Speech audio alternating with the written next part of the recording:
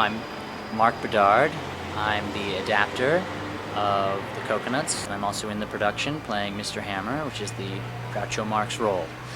And I was first inspired to adapt the Cocoanuts during our run of Animal Crackers in 2012. I wasn't necessarily a fan of the Marx Brothers before that production, but as soon as I started doing research to play the part, I did a complete 180 and just fell absolutely in love with these kids who had grown up in the Jewish ghetto and had gotten into vaudeville because their mother had encouraged them, because their uncle had been in vaudeville, and she thought they could make money. Their performances are what helped that family get by.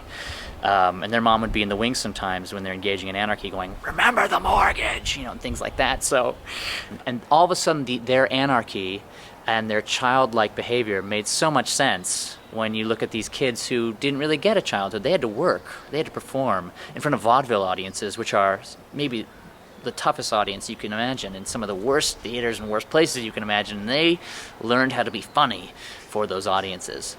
And so I had done all this research and reading about them and watching all their movies and listening to all the radio shows I could find and watching episodes of You Bet Your Life with Groucho.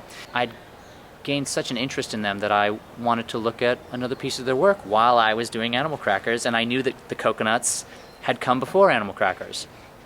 It had been their second Broadway show and their first movie. In fact, they had shot the movie The Cocoanuts while they were performing Animal Crackers on Broadway. Although The Cocoanuts isn't a great movie and there's footage been lost and stuff like that, the play must have been good.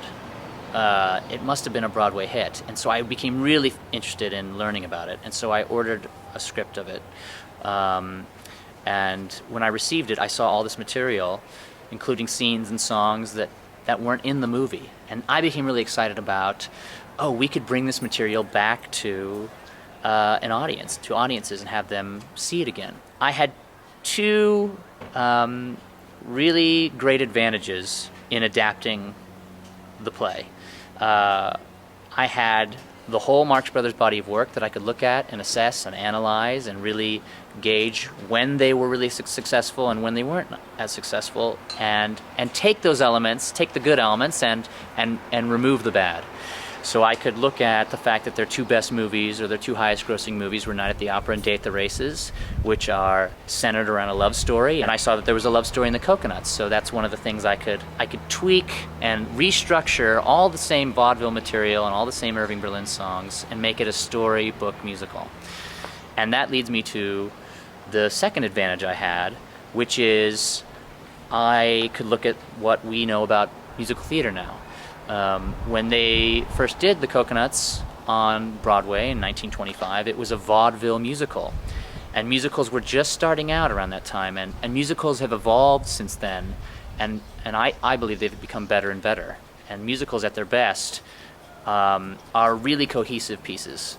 Whereas a vaudeville musical would have been, now we're going to do a dance number, now we're going to have a little bit of story, now we're going to have a comic routine, now we're going to do another kick line with a bunch of dance girls, and now we're going to do another story scene.